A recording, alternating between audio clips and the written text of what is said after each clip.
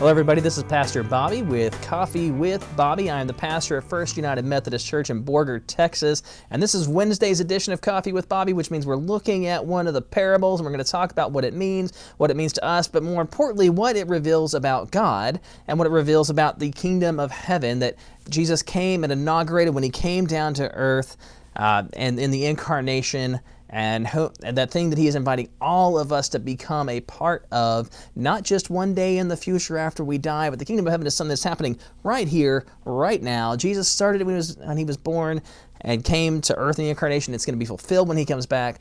That is what we are going to be looking at, is how this particular parable, how it teaches us about the kingdom of heaven, what it reveals about God, and then what it means for our lives. How do we adjust our lives to meet what God is teaching? So that's just what we're going to be talking about. And the parable it's a very familiar parable. It's something you probably learned about in children's Sunday school or growing up as a kid, if you went to children's Sunday school. If not, you've probably heard it a time or two, if not a little bit more, throughout your different adult life, if you've been going to church for quite a while. It's a very familiar one. But the important thing to know about this parable, and it's the parable we call the parable of the foundations, or the parable of the foolish builder, the parable of the wise builder. It's been given those kind of titles. The important thing to know about this parable is it comes at the end of chapter 7, the Gospel of Matthew, chapter 7, which comes at the end of, and this is actually the last teaching of Jesus in what we call the Sermon on the Mount. And the Sermon on the Mount is a much-loved set of scripture for a lot of people. It includes the Beatitudes. It includes just all kind of different teachings about Jesus, about how people are to live. But what's more important to know about the Sermon on the Mount is it's not so much a set of ethical teachings as it is Jesus' explanation and Jesus' invitation of what the kingdom of heaven here on earth that he started when he came down to the incarnation, and that one day he's going to fulfill when he comes back again. But it's an invitation to you and me, to those who had heard him, and those all throughout history. The Sermon on the Mount is an invitation to come in and be a part of this kingdom of heaven now, and then what it means, what that looks like in our lives, how our lives become rearranged to that of the life of Jesus as we just go in to become a disciple and a follower of his, a believer of his, and a believer in him and his way of life. So before we get started, I'm going to have a sip of my coffee, and this is just it's Javelia dark blend. It's one of my favorites. All right, well, let's read this. It's coming in Matthew chapter 7, and it starts on verse 24. And remember, this is coming at the end of the Sermon on the Mount, which starts in Matthew chapter 5, and this is one long extended teaching of Jesus, where he was teaching a crowd of people for 3 whole chapters of this Gospel of Matthew. So be happy, those who hear me on Sunday, that I'm not preaching or teaching like Jesus does and nearly that long. Because to preach or to teach this in one sitting, all this stuff in one sitting, would take a long time, a lot more than 20 to 30 minutes for a sermon. But let us hear these words. It's coming from starting in Matthew chapter 7, verse 24. May our hearts, our minds, and our ears be open to what God would be revealing to us and desiring us to get to know about him through these words. Everybody who hears these words of mine and puts them into practice is like a wise builder who built a house on bedrock. Now, let's start and look at that. Everybody who hears these words of mine and puts them into practice. He's summarizing, he's summing up, he's ending the Sermon on the Mount. So he's saying, everybody who has heard these words that I have just taught. That's the whole Sermon on the Mount, chapter 5, 6, and 7. So everybody who hears these words of mine and puts them into practice, this is the key.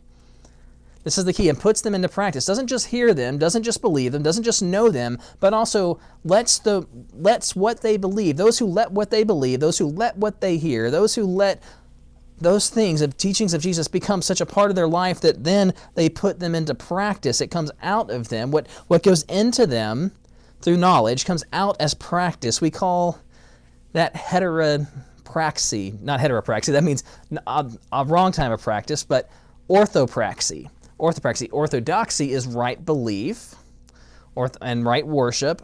orthodoxy, right belief. So in other words, what comes in through orthodoxy comes out as orthopraxis. Orthopraxis, or the right practice, the right way of doing things. And what this is not saying is that we're saved by orthopraxy. We're not saved by orthopraxy. We're saved by God's grace and our faith in Jesus Christ. But once we are saved by that, once we've experienced God's grace and moving in such a way in our lives, orthopraxy, the right practice of faith, the right things of faith, will come out of our lives, will become a way of our life. So everybody who hears these words of mine and puts them into practice is like a wise builder who built a house out of bedrock. The rain fell, the floods came, the wind blew and beat against the house. It didn't fall because it was firmly set on bedrock. Bedrock would be hard stone, limestone, some kind of stone, something that can't wash away in the rain. But everybody who hears these words of mine and doesn't put them into practice will be like a fool. Now we hear that, well, fool. That should key us back to this kind of idea of wisdom literature. And if you've been paying attention to the ones on the Psalms on Mondays, when we talked about Psalm 1, it started out with the idea of wisdom literature, which is what is foolish and what is wise. Wise ways of living are ways of living with trust in God, ways of living according to what God desires of us, versus ways of foolish living are living for ourselves, taking the easy way out, and that kind of stuff. So, but everybody who hears these words of mine and doesn't put them into practice will be like a fool who built a house on sand.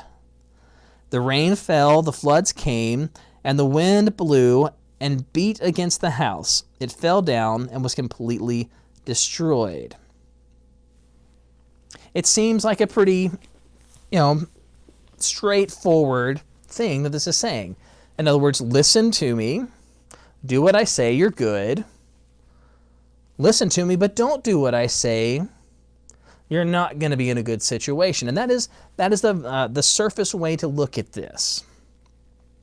It's the surface way to look at this, especially if you are just reading this divorced from or set aside from the rest of its context, which is that it comes at the end of the Sermon on the Mount. What Jesus is doing is not so much saying, do this and you're good, if you don't do this, you're bad.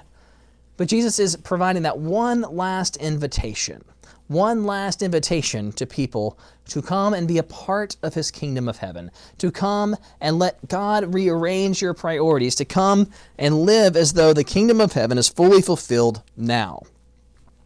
Because the Sermon on the Mount is an extended invitation. An extended invitation of God inviting people into the kingdom of heaven. It's not just about our souls being saved so that one day we go to heaven up in the sky far by and by, but what Jesus is doing here is He's inviting people to come and live now, to taste a little bit of what the kingdom of heaven is like, and then to let that taste of it, to let that taste of God's grace come and rearrange how we live according to these teachings, according to the example that Jesus Christ gives us while in His earthly life. See, it's not enough to just simply believe in Jesus. It's not enough to simply believe in Jesus. Because if that belief that we have doesn't translate into actions, we don't really believe in Jesus. We may like what He has to say. We may think He offers us good advice. But if we don't believe in Jesus and trust Him and give our life to Him to such a point that it transforms the way we live, it transforms the way we think. Paul talked about faith, part of faith being a renewing of the mind. If a renewing of the mind, a renewing of who we are does not take place through our study and our faith in Jesus Christ, then I'm going to say we have what James in the Epistle of James at the end of the New Testament says, dead faith. James says faith without works is dead. Again, that's not saying that our works or the good things we do are what enables us to enter into God's grace and experience the salvation that God offers. But a faith that doesn't lead to works, a faith that doesn't lead to right action, a faith that doesn't lead to orthopraxy, is not a faith that we take seriously. A faith that doesn't rearrange our priorities. A faith that doesn't take us from focusing on ourselves to focusing on God's people, on God's creation, is not true faith. At least not true faith in the sense that God is talking about and that Jesus is inviting us into. And that can be a little tough. So for those of us who are hearing this parable today, it doesn't make as much sense as it would have for the people who were first listening to it. And this is just a little bit of exegetical knowledge, in other words, background knowledge or contextual knowledge that is kind of important to know about a text. See, folks, in Jesus' time, they had a choice. They could take the hard way out or the easy way out when it came to building a house. They could build it on a higher level, which meant it was rocky, in a rocky area or a place that with very hard soil, or they could build it in the valleys, where the rain and the water had created this layer of easy sand in which to build on. In these days, when they would build a house, they'd build into the bedrock or into the what was ever underneath, into the soil, and create a sort of foundation around that, then build up from there. And it was a lot harder, and just think about it, it's a lot harder to build into the bedrock and dig into the bedrock than it would be to dig into sand. Well, the problem was, if you built into the sand, the Middle East at this point, the ancient Near East, as we call it, has rainy seasons and dry seasons. The vast majority of the year is a dry season, but there are rainy seasons. And when it rained, those areas where it was easiest to build, those areas of the sand, were where the water ran through in things called wadis, W-A-D-I-S, or wadis. And as the water came through, it came through in rushing because it all came down from the mountains, all came down from the hills, and concentrated into this one area, and the water was rushing through, and it would destroy, it would take away, wash away anything that was in its path. If you built a little bit higher up on the bedrock, the rain wouldn't wash away your house. The rain would just kind of go around it and go into these valleys, into these wadis, and take away anything that was built. I think another thing Jesus is doing here is saying, listen, faith in me is hard. Faith in me is tough. Following me, becoming a disciple of me, and church, becoming a disciple of Jesus Christ is tough. It's one of the toughest things you will ever do in your life, because Jesus is asking you to open yourself up to His transforming grace, His transforming power.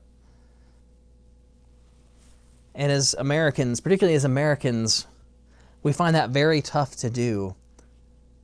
We find that tough to allow someone else to come in and transform our lives, because we have such a hold on this idea of individualism, such a hold on this idea that I can do what I want because I have the right to do that. As long as I'm not infringing on anybody else's rights, I have the right to do whatever I want. What Jesus is inviting us to do here is to set aside our own wants, our own desires, for the sake of His. And that's tough to do.